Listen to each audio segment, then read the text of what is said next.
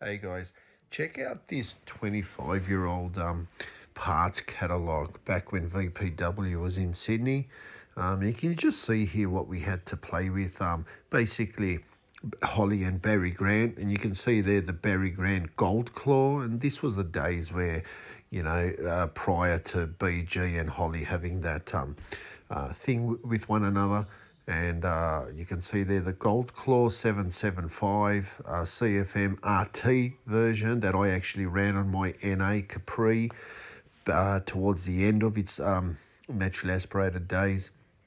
And you can just see here the basic Holly stuff that was out there on the next page. And, it was just basically your normal double pumper carbs out there, your Dominator, and they had one Pro Series carburetor that you can see there, and that was the the version before the HP versions came out, probably a good decade before the HP versions came out. And check out the that Pro Series with the contoured main body and things like that. And you can just see that Barry Grant had it on top of Holly all the way, with BG being just badass in looks and main body flow and all that business. And if we just have a look at the fuel pumps that were available at the time, your good old Holly Blue that I actually ran back then on my NA, and the big version that was new was the Holly Black, if everyone would remember that. It flowed, a little bit more than the Holly Blue. And then BG just came out, and there was a game changer. They had the BG 400 that flowed 400 gallons, per hour. And they had the return line and even diagrams, with, to show what's going on there and how to set it up and how it all works. And they were just badass. So if you guys remember on my previous posts and videos, how I've spoken about my early day 2V Cleveland combination I did, and the cam I chose for that was a Cam Dynamics. And you can just see here from that catalogue, they were just a cheaper way to go, but they were still produced by the high-end cam manufacturers. And if you guys remember, it was a similar grind that I chose. That was like the Crane F246, but it was just slightly different in a couple of departments. This catalogue, I think, was a little bit later than when I chose that cam. I think it was a little bit earlier than the specs that are on here. And that Cam Dynamics was actually like a 590 lift on the exhaust that I chose, and it was more like a 577 or 578 on the intake. A little bit different to this cam, but very similar. And I'll just show you a similar one from the same Cam Dynamics that you can see here. You can even see comp cams, was new to us in the mid, to late 90s here. And you can just see from this catalogue. And, if we go to the Cleveland section, in mechanical flat tappet stuff, solid cam stuff, you can just see here some grinds that probably similar or relate to the cam, that I chose, which was an Aussie Crow solid cam. And you can just see there's two there that probably fall into my alley, what I was doing with back then. And yeah, you can just see some of the specs that they had there. Some of the cams there were square cams, even pattern cams, some weren't. Typically, the duration was higher on the exhaust end, on a Cleveland deal and a 4V deal, and same with the exhaust, the lift.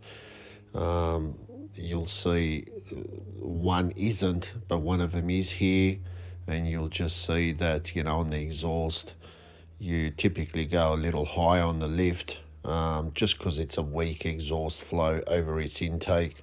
And that's just a common thing, that people do or did back then. And it just goes to show too that with the comp cam grinds here, you can see with similar things that I did, they went a little higher up in the lift that I actually went for. So it just goes to show that I had a bit more room to make a bit more power. And who remembers Kohler cranks? Man, I remember that was, the talk of the time, if someone was building a badass bottom end combination, if you're running a Kohler crank, it was like, wow, especially in the blown injected stuff, And we see here, the good old Moroso vintage style valve covers were still available at this time. And, everyone knows now, these are obsolete for Cleveland's. They don't make them no more. Finding these are like vintage, you're finding a vintage part now. And you can just see here, they were still readily available in chrome, blue, gold, the red anodized stuff. Just cool as. As far as your drag wheels, basically what you're seeing here, this is all we had. You can see the Convo Pro down the bottom there. So centerline and weld wheels. And, those Pro Stars, people were using those things for, well over 10 years. No bead locks, or different styles at this point in time. Again, you can see there that cam dynamics that I used on my early 2V combination by the Crane Group, which is basically a Crane cam without the price tag, and I was told that. So I sort of jumped to that being a young fella and didn't have the cash for all the good stuff. But yeah, it did the job. You can see there, the duration at 50 thou that it had. And this one here had a similar lift, but it's sort of got an even pattern lift. This one 580 on the inlet exhaust, where the one that I had was a couple of years before this Catalogue, and I opted for a 590 on the exhaust and a 580 or thereabouts on the intake. Very similar. And, the cam, it said it'll work up to $7,000. And with us, with that 2V combination, it really struggled to get up to that $7,000 mark.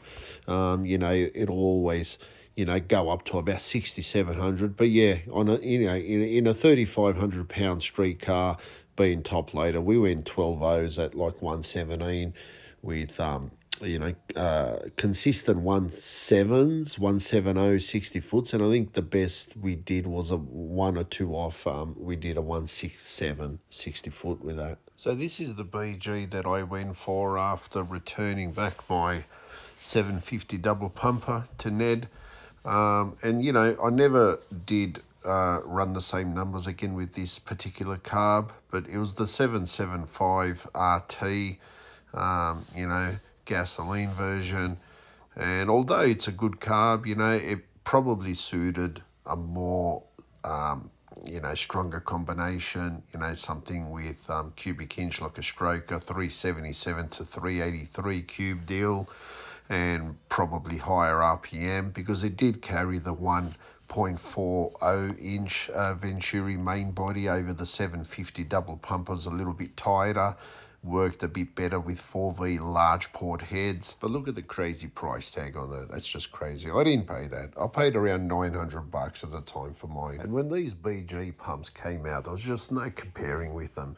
The BG 400, even the BG, 280 gallon per hour, and even the 220, they were just, badass pumps, and, more than enough to cater for that 500, 600, 700 horsepower deal. And if you look at Holly's new pump that just came out at only 120 gallons per hour, you could just see there's no comparison or competition with BG at that time.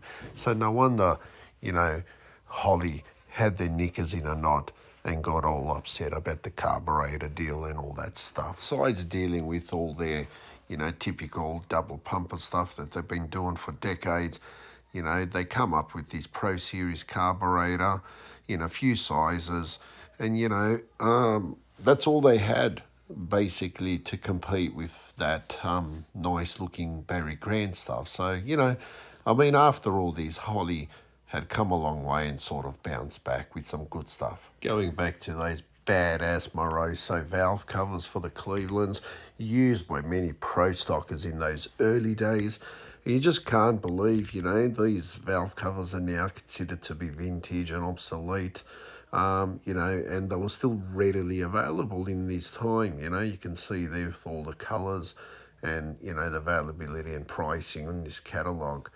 Just, you know, cool. And if we go back to the new comp cam stuff that just come out, you know, for Cleveland's, you can see there, that's a similar thing that I would have chosen probably for my Cleveland 4V deal at this point. And you can see there the duration at 50 thou on the intake and exhaust, and the lift there, 640 lift being for the intake and 648, a little bit more for the exhaust at 106 degree lobe separation. And it's, you know, something a little bit more in the lift than what I actually ran. You know, I think my thing by memory was like a 630 on the exhaust and 615 on the intake or something like that. Thanks guys for going through with me on this old school catalogue. It sure does bring back some old school memories, and it just goes to show, you know, what we had to play with and what was readily available, you know, around that time, you know, the mid to late 90s, early 2000s, and this catalogue just shows that. And it sure does bring back some old school and badass memories, especially with the 4V naturally aspirated 10-second combination I played with. Thanks again, guys. Stay tuned.